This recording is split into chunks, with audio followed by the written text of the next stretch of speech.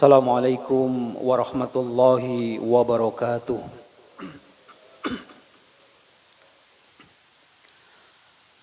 Alhamdulillah. Alhamdulillahilladzi akhadis samad lam yalid wa lam yulad wa lam yakul lahu kufuwan ahad. Asyhadu an la ilaha illallah wahdahu la syarika lah. Wa ashhadu anna Muhammadan abduhu wa rasuluhu la nabiyya ba'dah. Allahumma salli wa sallim wa barik ala nabiyyil ummiyil karim Muhammadin wa ala alihi wa ashabihi wa man tabi'ahum bi ihsanin ila yaumiddin, amma ba'du.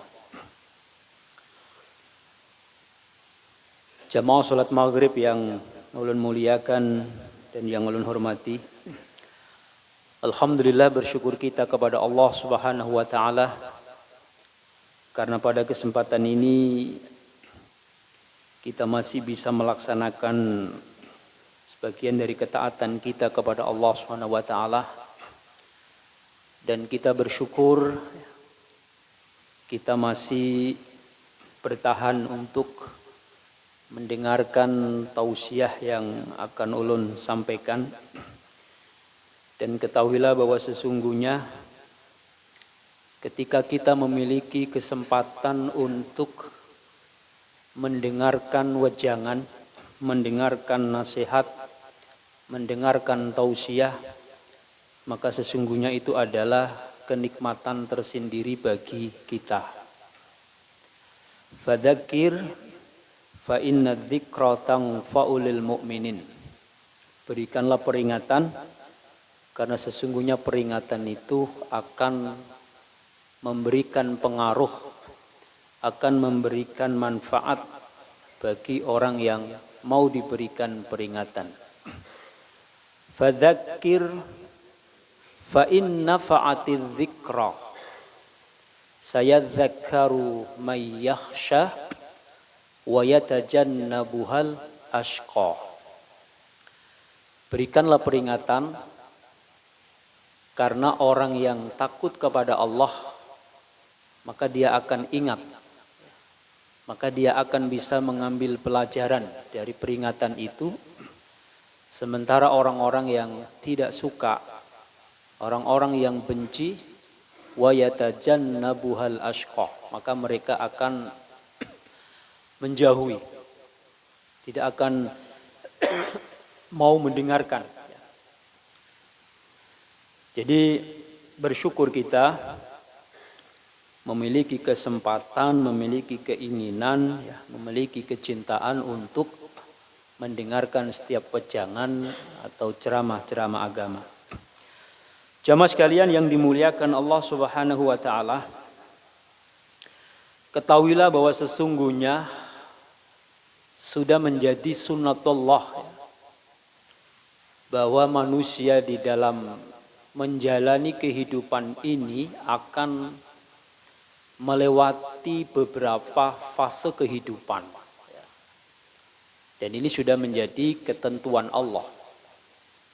Mau tidak mau, pasti kita akan menjalani fase kehidupan ini.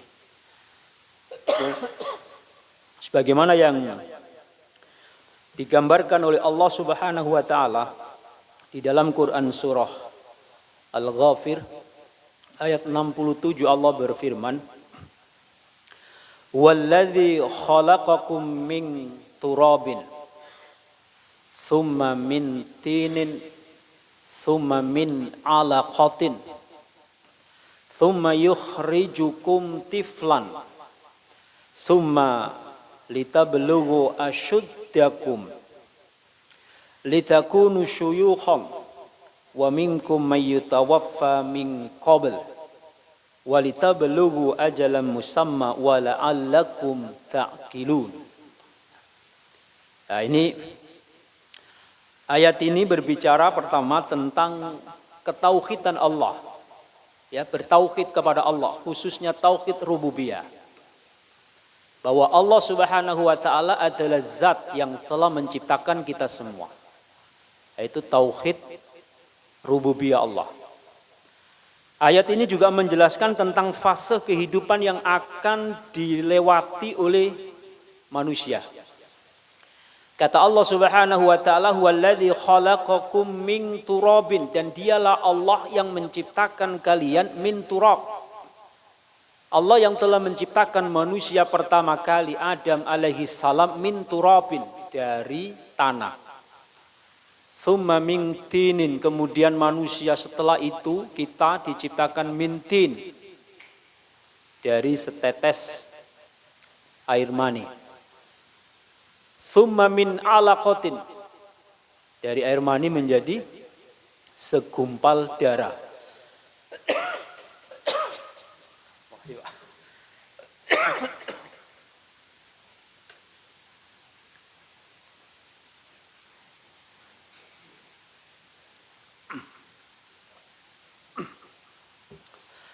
Summa yukhrijukum tiflan, kemudian Allah melahirkan atau mengeluarkan dari rahim seorang ibu dalam bentuk seorang bayi.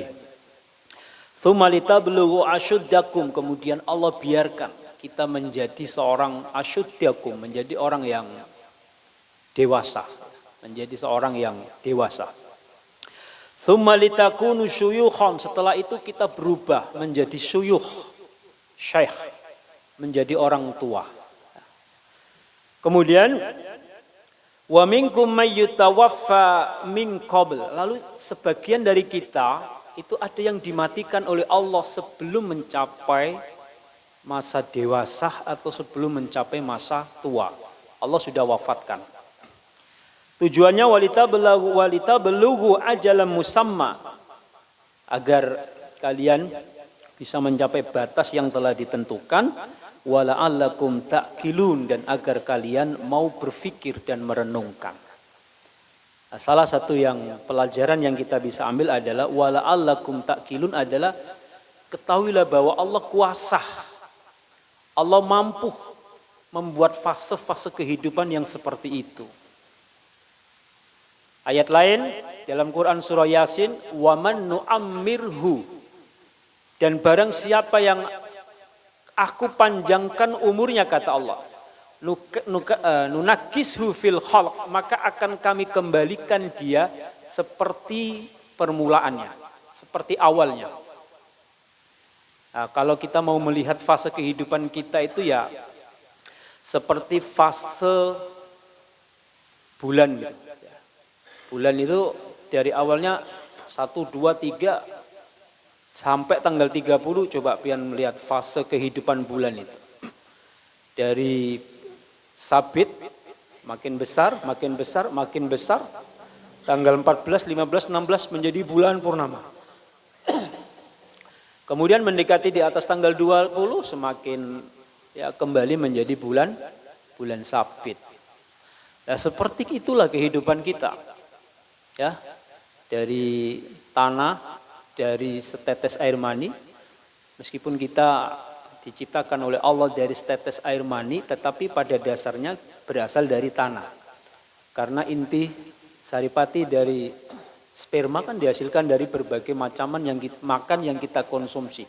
Dan semua makanan yang kita konsumsi pasti tumbuh dari bumi. Lalu kita ada yang menjadi dewasa. Ada yang menjadi sampai tua.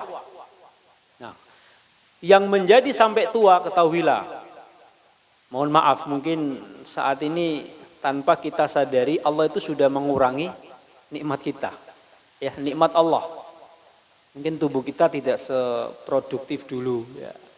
Mungkin kekuatan kita nggak sekuat dulu, daya ingat kita mungkin nggak sekuat dulu, kencangnya kulit kita nggak sekuat dulu, tajamnya pandangan kita mungkin sudah mulai menurun. Pendengaran kita mungkin sedikit mulai menurun sebagainya. Itulah fase dan proses kehidupan yang tidak bisa kita hindari. Itu sudah menjadi sunnatullah.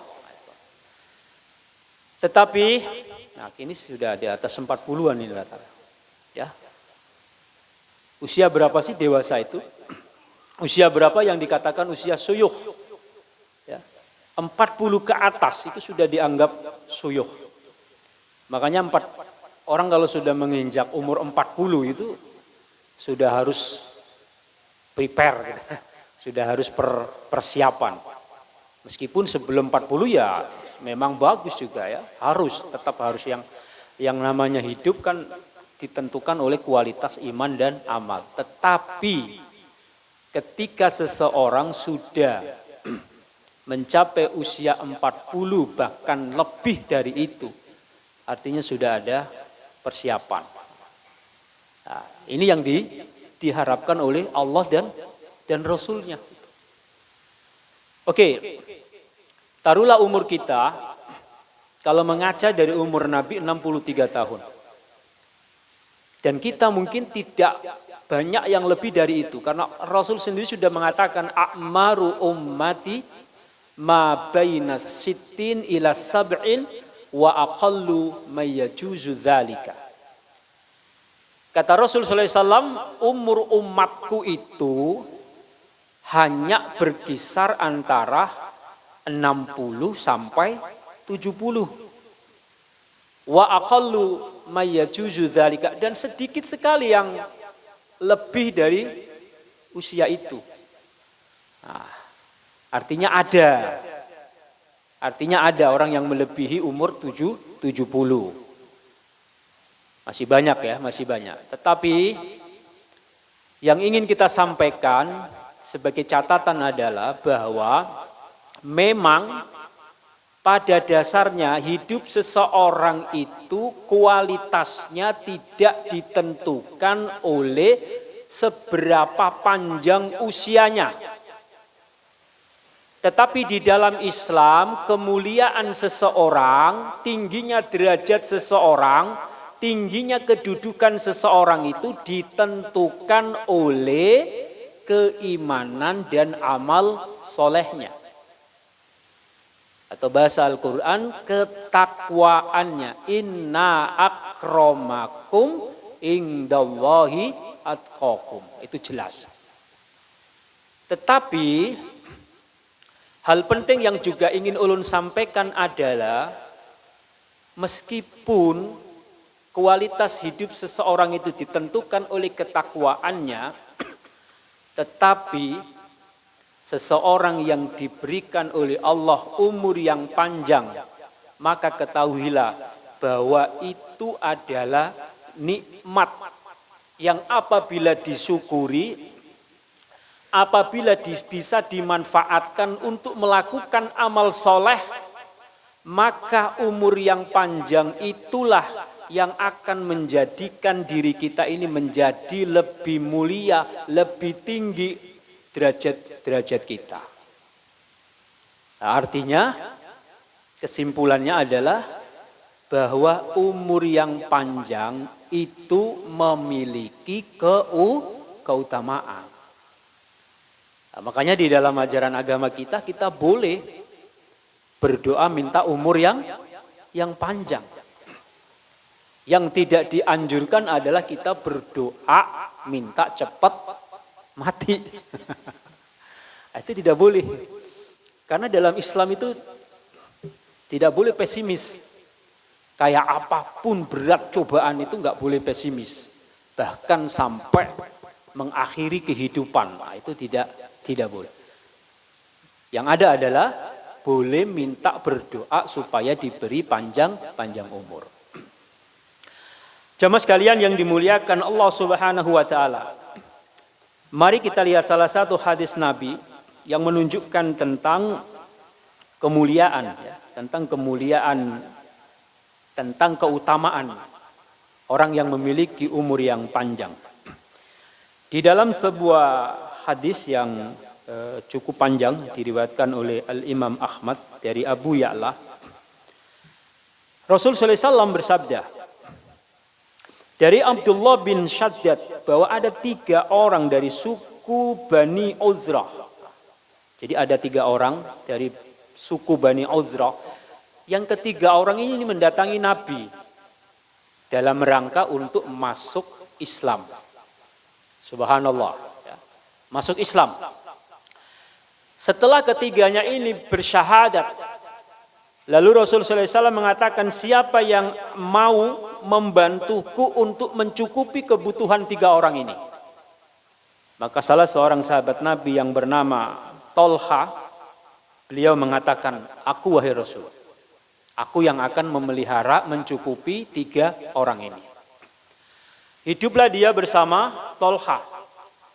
Lalu di dalam perjalanan kehidupannya, ketika Nabi SAW mengirim pasukan untuk perang, maka keluarlah salah satu dari 3 orang tadi itu mengikuti peperangan. Qadarullah, beliau wafat, gugur di medan perang, yang berarti mati syahid. Kemudian di peperangan berikutnya keluarlah orang yang kedua tadi mengikuti peperangan. Qadarullah, beliau juga gugur di medan perang dan wafat. Tentu mati syahid. Orang yang ketiga diberikan oleh Allah Subhanahu wa taala umur yang lebih panjang dari yang keduanya tadi. Dan qadarullah, orang yang ketiga ini matinya di atas tempat tidurnya. Artinya tidak ikut berjuang di medan perang, tapi dia mati di atas tilam, di tempat tidurnya. Dalam benak pikiran Tolha, ketiga-tiganya ini orang baik, orang muslim, orang yang beriman. Tapi dalam benak pikiran Tolha, pikirannya adalah lebih mulia orang yang mati syahid tadi itu. Ternyata apa yang terjadi? Ketika Tolha itu bermimpi ketemu 3 orang ini di surga, apa yang terjadi? Ternyata dari 3 orang ini yang masuk surga pertama kali adalah orang yang mati di atas tempat tidurnya. Maka Tolha tidak bisa menerima itu. Tidak bisa menerima. Akal pikiran beliau tidak bisa menerima. Akhirnya beliau mengatakan, disampaikanlah kepada Rasul sallallahu alaihi wasallam tentang mimpinya itu. Wahai Rasul, saya mimpi bahwa 3 orang yang aku pelihara, yang hidup bersamaku ini, ketiga-tiganya masuk surga. Tapi anehnya kenapa orang yang mati di atas tempat tidurnya berada di barisan terdepan dari kawannya yang berdua tadi itu. Aku mengingkari ini wahai Rasul. Lalu Rasul sallallahu alaihi wasallam mengatakan, mana yang kau ingkari? Dijelaskan. Lalu Nabi sallallahu alaihi wasallam mengatakan, tidak ada seorang pun yang lebih utama di sisi Allah daripada seseorang mukmin yang diberi umur yang panjang dalam agama Islam untuk bertasbih, bertakbir dan bertahlil untuknya, untuk Allah maksudnya. Jadi jelas umur yang panjang punya keutamaan, Pak. Umur yang panjang punya keutamaan. Orang yang mati pertama kali meskipun mati gugur di dalam perang syahid, menjadi orang yang mati syahid kedua-duanya, persepsi kita mengatakan bahwa dia mungkin lebih tinggi derajatnya, tapi ternyata tidak. Orang yang masih diberi kesempatan oleh Allah hidup lebih, lalu dia manfaatkan, dia gunakan. Pertama, menjaga keimanan dan agamanya saja. Selama kita itu bertambah umur kita, dan selama kita tetap menjaga keimanan dan agama kita, maka kedudukan kita, derajat kita di sisi Allah itu semakin tinggi, Pak. Karena apa? Karena niat kita, komitmen kita itu memang sudah menjadi orang yang beriman. Sama kenapa orang mukmin yang masuk surga khalidina fiha abada. Begitu sebaliknya orang kafir masuk neraka khalidina fiha abada. Apa yang menyebabkan itu? Jawabannya adalah komitmen, niat. Karena orang mukmin itu kalau niatnya sudah tetap jadi orang beriman, berapapun usia yang diberi oleh Allah, 63 tahun, tambah lagi jadi 100 tahun, kalau memang komitmen dan niatnya untuk tetap jadi orang beriman, tetap dia akan jadi orang yang beriman, Pak. Diberi umur 1000 tahun akan tetap beriman. Begitu sebaliknya orang kalau memang niatnya sudah orang menjadi orang kafir, berapapun umur yang diberikan oleh Allah, maka dia akan tetap menjadi orang yang kafir. Itulah pentingnya komitmen, itulah pentingnya niat tadi itu. Kita nggak bisa bayangkan orang yang diberi umur yang panjang oleh Allah. Dalam hadis tadi itu secara spesifik dijelaskan. Sekaligus ulun sampaikan bahwa amalan yang cocok, yang pas bagi orang-orang yang sudah suyuh, yang sudah tuha, ulun ini sudah 44, masuk sudah. Bapak sekalian mungkin ada yang lebih ini. Amalan yang cocok diantaranya adalah zikir, Pak. Karena apa? Karena zikir itu mudah dilakukan. Enggak berat, tinggal duduk santai, ketik jari, subhanallah, subhanallah, subhanallah. Ketik jari, subhanallah wa bihamdi, subhanallahil azim, subhanallah wa bihamdi, subhanallahil azim, masya Allah. Berapa pahala yang kita peroleh? Afdhalu dzikir kalimatul la ilaha illallah. Setiap hari kita mendzikir la ilaha illallah, la ilaha illallah, masya Allah. Termasuk zikir dengan lisan kita adalah qiraatul Quran. Man qara'a harfan min ayatillah, siapa yang membaca satu huruf dari huruf Al-Quran, falahu khasanatun fal khasanatu bi asyri amsalihah. Satu huruf dibalas 10 kebaikan. Coba berapa setiap hari kita membaca Quran dan lain sebagainya. Itu baru amalan zikir. Belum amalan-amalan yang lain. Ada hadis lain yang mengatakan hampir sama kisahnya, tetapi ini juga terjadi kepada dua saudara, yaitu dari Tolha bin Ubaidillah. Hadisnya juga cukup panjang. Ada dua laki-laki bersaudara dari Bali, cabang suku Qudho'a, datang kepada Nabi SAW untuk masuk Islam. Lalu bersama salah seorang dari keduanya, yang satu giat, yang satu ini slow saja. Lalu yang satu ini ikut berperang. Sama dengan tadi hadis yang pertama. Gugurlah dia di medan perang. Yang satu diberi oleh Allah umur hidup 1 tahun lagi. Umurnya baru diwafatkan oleh Allah Subhanahu wa ta'ala. Lalu Tolha pun bermimpi ketika di surga ada seorang laki-laki keluar dari pintu surga mengizinkan orang yang mati terakhir untuk masuk surga pertama. Baru dia diizinkan masuk. Keluar lagi orang laki-laki tadi itu, ya, baru menyuruh masuk orang yang gugur pertama kali, yang saudaranya yang pertama kali tadi itu. Lagi-lagi Tolha mengingkari itu. Disampaikan kepada para sahabat, sampai kepada telinga Rasul Shallallahu Alaihi Wasallam. Lalu Rasul SAW mengatakan, mana yang kau ingkari? Dikisahkan. Maka kata Nabi Shallallahu Alaihi Wasallam, beliau mengatakan, wahai, setelah menceritakan yang demikian itu, maka Rasul SAW bersabda, bukankah dia orang yang mati terakhir masih hidup setahun sesudahnya? Mereka menjawab, ya. Beliau bersabda lagi, dan bukankah dia telah menemui bulan Ramadan? Ya. Bukankah dia berpuasa Ramadan? Ya. Kemudian, apakah dia melakukan sholat sebanyak selama setahun itu dia sholat? Sholat.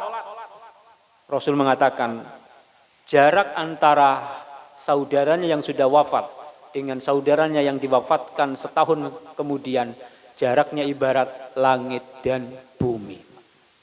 Sama-sama masuk surga, Pak.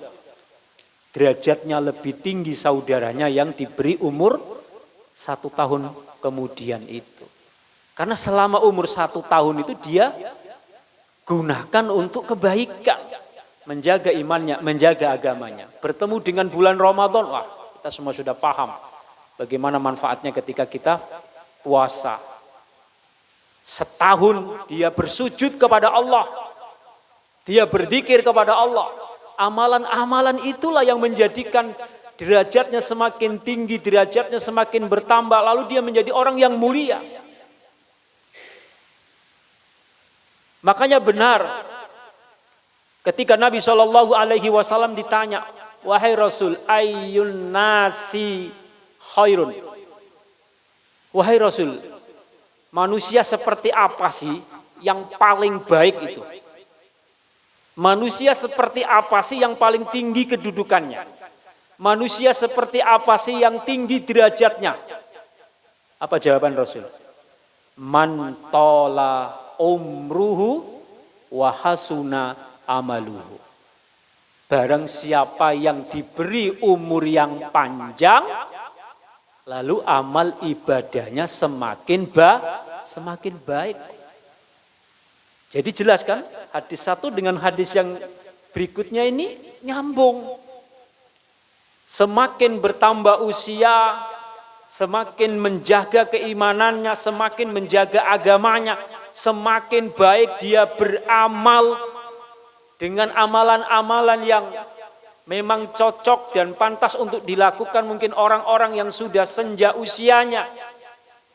Tetapi dia tetap menjaga ibadahnya itu, maka dia akan menjadi orang yang paling baik. Begitu sebaliknya, wa ayyun nasi syarrun. Lalu manusia yang seperti apa wahai Rasul, yang paling jelek, paling buruk, jelek derajatnya, jelek kedudukannya, jelek kemuliaannya di sisimu. Kata Rasul SAW mengatakan, man tola umruhu wasa'a amaluhu. Siapa yang diberi umur panjang tetapi amalannya itu semakin buruk. Diberi umur panjang tapi tidak bisa dimanfaatkan untuk berbuat baik. Diberi bonus oleh Allah usia yang lebih dari usianya Nabi, tapi tidak bisa dimanfaatkan untuk mengumpulkan pundi-pundi kebaikan, maka ketahuilah itu sesungguhnya adalah manusia yang paling buruk, paling jelek di sisi Allah Subhanahu wa ta'ala. Nah, tadi ulun katakan makanya pertama tadi, bersyukur kita diberi nikmat oleh Allah Subhanahu wa ta'ala, ya, diberi umur yang panjang, diberi usia yang melebihi usianya Nabi, tetapi kita tetap komitmen, kita tetap punya niatan bagaimana supaya kita ini tetap bisa berada di jalannya. Karena hidup kita ini belum berakhir. Mudah-mudahan kita berdoa, semoga Allah Subhanahu wa ta'ala mentasbitkan hati kita sehingga kita selalu berada di agamanya. Semoga Allah mentasbitkan hati kita dan semoga kita ini selalu berada di jalan ketaatan. Kenapa? Karena manusia itu dilihat akhirnya kan gitu.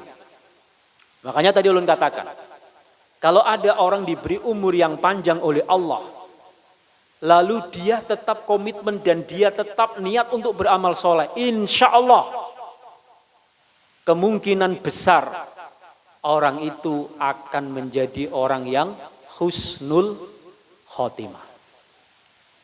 Tetapi ketika seseorang itu diberikan oleh Allah umur yang panjang, diberikan bonus umur yang panjang, tetapi dia tidak mampu memanfaatkannya untuk beramal soleh, malah justru makin tua makin kebangetan tidak baiknya, maka kemungkinan besar orang semacam ini dia akan menjadi orang yang su'ul khotimah. Ada hadis Nabi yang mengatakan innamal a'malu bi khawatimiha. Sesungguhnya amalan itu tergantung pada akhirnya. Hadis ini sesungguhnya menceritakan tentang salah seorang pasukan perang yang dia gagah berani, yang sudah banyak membunuh orang-orang musyrik. Tetapi di dalam hadis itu kata Nabi sallallahu alaihi wasallam, "May yurid ayangdura ila ahlin nar fangdur." Siapa yang ingin melihat calon penghuni neraka, maka lihatlah orang ini. Coba. Sampai orang-orang bingung, Pak. Ini orang ikut perang, bahkan sudah membunuh banyak orang musyrik karena kegagah dan beraniannya. Tapi kata Nabi sallallahu alaihi wasallam, siapa yang ingin melihat penduduk neraka itu, lihatlah orang ini. Akhirnya heran. Lalu diikutilah orang tadi itu. Diikutilah orang itu. Ternyata orang tadi itu ketika perang mengalami luka.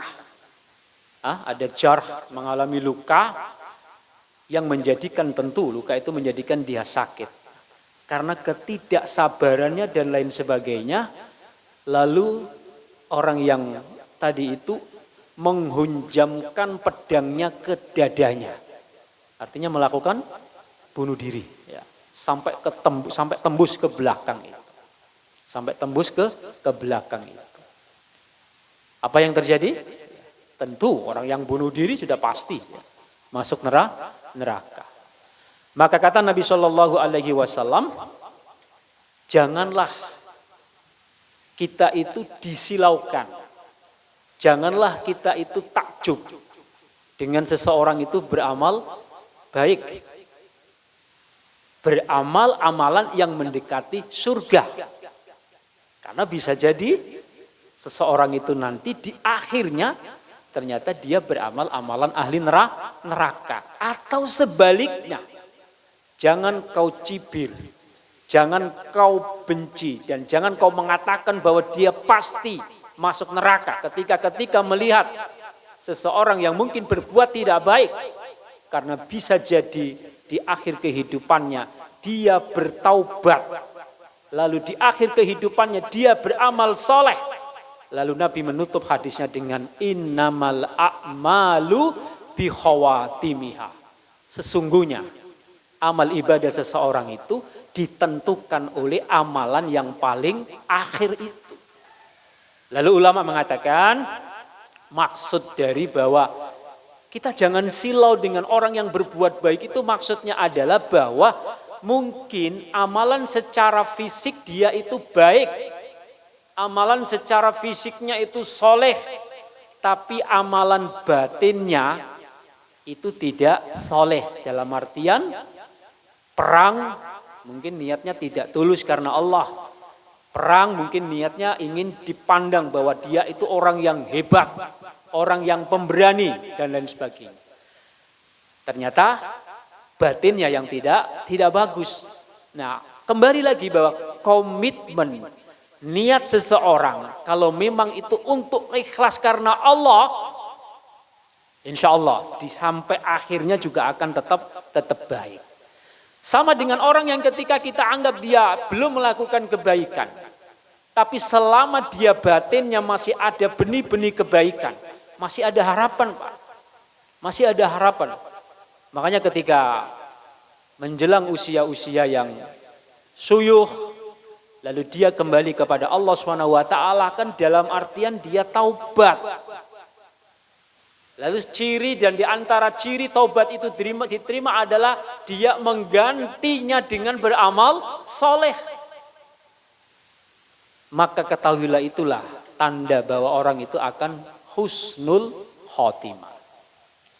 Di dalam hadis Nabi juga dijelaskan ya, bahwa di antara ciri, di antara tanda bahwa seseorang itu dikehendaki oleh Allah untuk mendapatkan kebaikan adalah orang itu akan dimudahkan oleh Allah untuk berbuat baik ketika dia sudah berada di usia yang tua.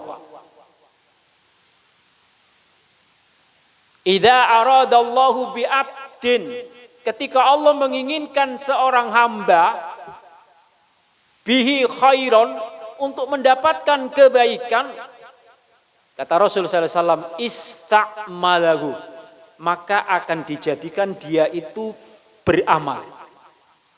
Para sahabat bertanya, gila, wa ma ista'malahu, wahai Rasul, apa yang dimaksud dengan dijadikannya dia beramal itu? Kata Nabi sallallahu alaihi wasallam, yuftahu lahu amalan sholihan, dibukakan baginya kemudahan untuk beramal soleh baina yadai mautihi, sebelum tiba masa kematiannya, hatta yardha min haulihi, sehingga orang-orang yang berada di sekelilingnya itu merasa senang dengan ibadahnya, merasa senang dengan perbuatannya dan lain sebagainya. Nah, inilah mudah-mudahan apa yang kita alami saat ini kita syukuri. Mudah-mudahan kelebihan-kelebihan dari usia yang diberikan oleh Allah SWT ini adalah sebuah nikmat yang besar yang tentunya harus kita syukuri, dan syukur itu tidak lain adalah ista'malahu ya fi sabilillah, yaitu menggunakannya untuk di jalan Allah. Artinya umur yang panjang kita manfaatkan untuk beribadah, insyaallah. Mudah-mudahan dari apa yang ulun sampaikan ini kesimpulannya adalah tolok kemuliaan hidup seseorang adalah dilihat dari iman dan amal solehnya. Tetapi umur yang panjang tetap memiliki keutamaan selama umur yang panjang itu dimanfaatkan untuk beramal soleh. Sehingga hidup kita akan menjadi semakin tinggi derajat kita, kemuliaan kita, kedudukan kita di sisi Allah Subhanahu wa ta'ala. Mungkin demikian apa yang dapat ulun sampaikan. Kurang dan lebihnya ulun mohon maaf yang sebesar-besarnya.